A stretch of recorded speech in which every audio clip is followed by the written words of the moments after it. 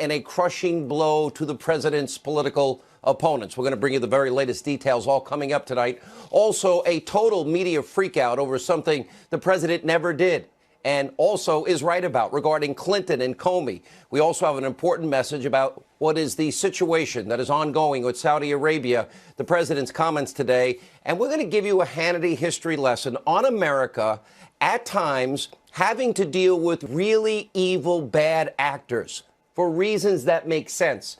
And tonight, the turmoil at our southern border. Dozens of migrants now have been arrested. Hundreds more are believed to be criminals and gang members and traffickers. Others merely in search of a better life and economic opportunity. But all are now demanding passage into the U.S. And the people in Tijuana, they have just had it tonight. In moments, we're going to break down the risks and costs associated, what it means for you with illegal immigration. And we will expose tonight the mainstream media's hypocrisy. It's stunning. Surrounding Ivanka, Comey, email, Hillary, hysteria, all the hypocrisy on that, and also Michael Avenatti. Plus, now that the dust has settled, we're going to put the midterm results in perspective and tell you why the media never wants to talk about it.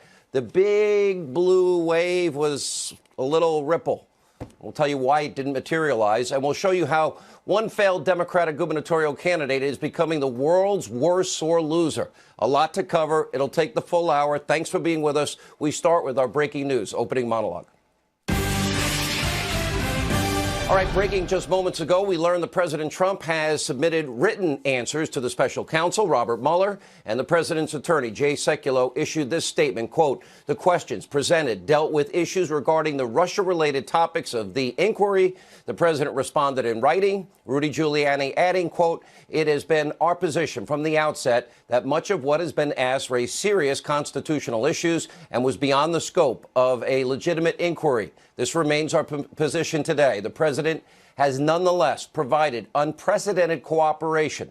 The special counsel has been provided with more than 30 witnesses, 1.4 million pages of material, and now the president's written responses to questions. It is time to bring this inquiry to a conclusion.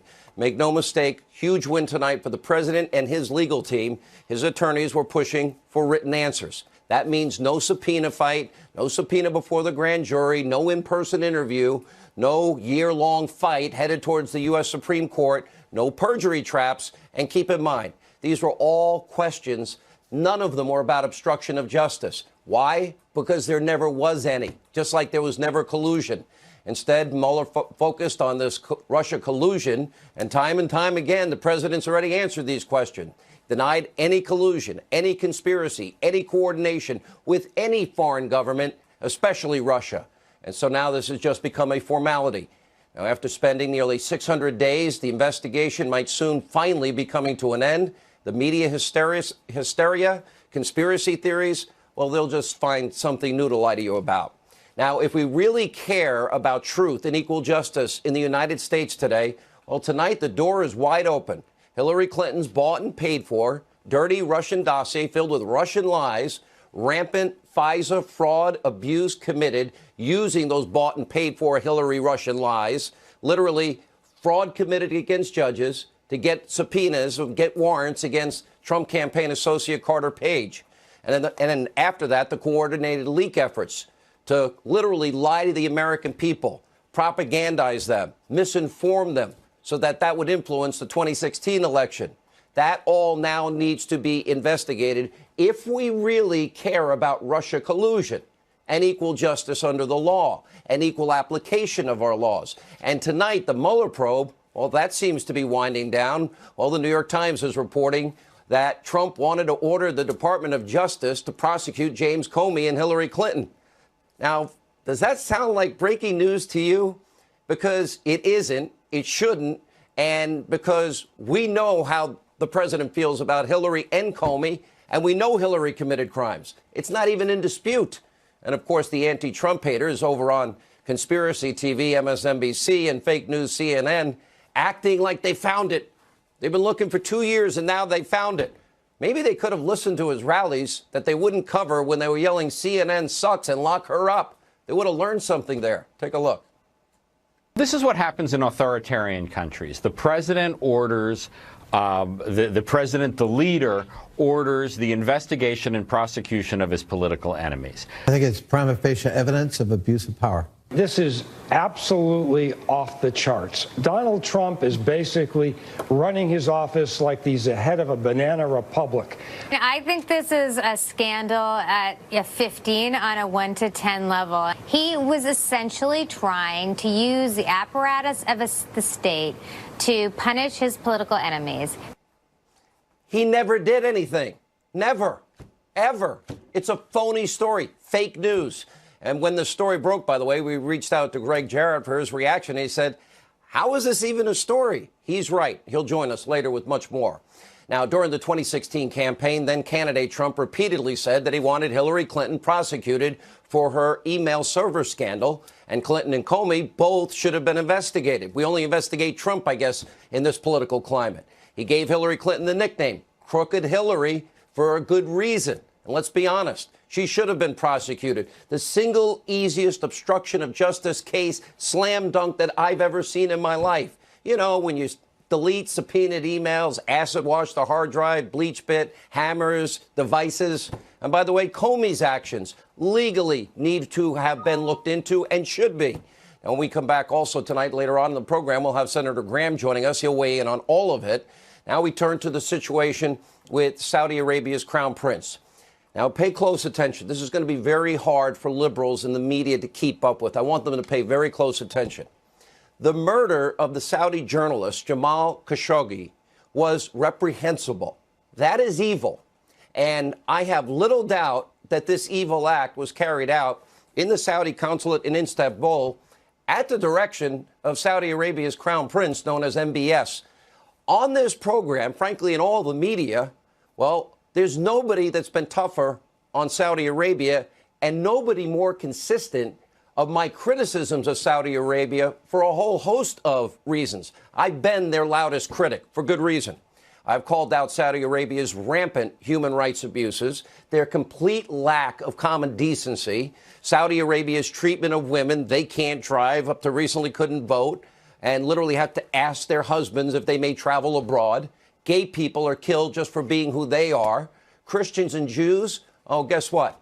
They are literally not allowed. You can't build a temple. You can't build a Christian church. And they are persecuted in Saudi Arabia. And up until recently, women in Saudi Arabia, well, they pretty much couldn't do anything, you know, without being around a male guardian from their family, or else they'd get in trouble. And by the way, women need permission for just about anything, even to marry, to work. Being gay is illegal, punishable by death. Christians and Christian churches and temples banned. Now, while the Clintons were more than happy to accept tens of millions of dollars, and think about this, the Clintons took tens of millions of dollars to enrich themselves and their foundation from the Saudi kingdom. Now, what did they get? They've never been this critical of Saudi Arabia, as critical as we've been. I'll call out evil wherever I see it. The murder of Jamal Khashoggi was evil. The world is an ugly, dangerous, complicated place. And today, President Trump, he issued a statement reaffirming America's strategic partnership with Saudi Arabia and had this to say to reporters at the White House that they took such umbrage with. Take a look. If you look at Iran, just take a look at Iran, and you look at what they're doing. They are a terrorist nation right now. Although I must tell you, they're a lot better right now than they were when I took office. When I took office, they were heading in a very, very bad direction. And at some point, things very positive, frankly, could happen with Iran, but we also need a counterbalance. And Israel needs help also. If we abandon Saudi Arabia, it would be a terrible mistake. The president's right, and I want to explain in all specificity why this isn't about politics. As evil as this kingdom is, as I have said over the years, the president is right. Saudi Arabia has now emerged at an important point in history as a partner in the Middle East. Let me explain this. And it brings us to a quick Hanity history lesson. As a country, we have to make a lot of tough, very, very difficult strategic decisions. Not like putting millions in your pocket like, oh, the Clintons. And deal with a lot of immoral and even in some cases evil international partners. I'll give you one quick example, World War II. We struck alliances with Stalin, a mass murderer in Russia, the former Soviet Union. That evil dictator would even go on to murder more people than Adolf Hitler. but the survival of America and Europe was in jeopardy. And during the Cold War, we partnered with dozens of brutal dictators to violently squash the spread of the evils of communism.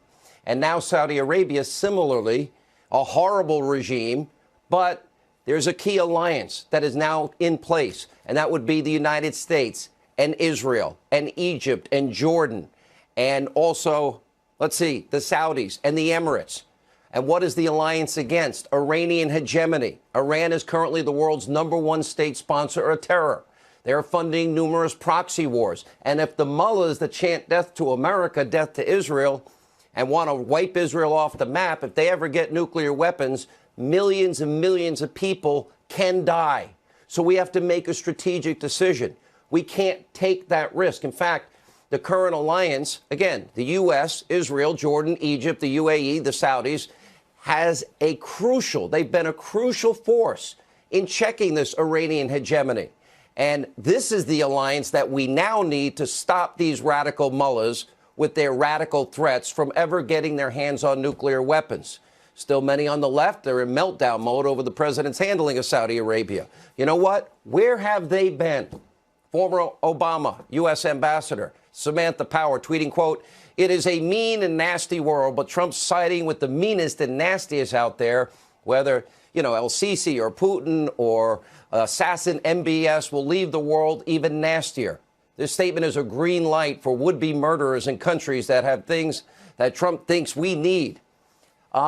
How about a history lesson just for you, Samantha? Maybe you forgot about your time in the Obama administration because it was Barack Hussein Obama who sent tanks, F-16 fighter jets, over $1 billion to a guy by the name of Mohammed Morsi. Remember, he was with the radical Muslim Brotherhood that rose to power in Egypt. Morsi, the guy that once referred to people in Israel and Jews as the descendants of apes and pigs, and the Muslim Brotherhood also funding terror around the world. And by the way, that's your boss, former boss, Obama, who partnered with them for no strategic reason. Obama gifted that guy billions of dollars, material support, planes, tanks, and cold hard cash. And we can't forget that, Obama also partnered with the radical Islamic mullahs in Iran, the #1 state sponsors of terror. In a horribly flawed nuclear deal, the U.S. sent $1.7 billion in cash and other currency directly to the mullahs. Yep, the same people that plot the destruction of Israel and the United States on a daily basis and think God is instructing them to do it, and treat women and Christians and Jews and gays and lesbians the way they do. So, Susan Powers, spare us the feigned, phony, selective moral outrage. And remember, as I pointed out earlier, Hillary Clinton totally ignored the Saudis' treatment of women, gays, Christians, and Jews for millions of dollars in cash because they bought her silence. She's never criticized the way we have regularly on this program. So today,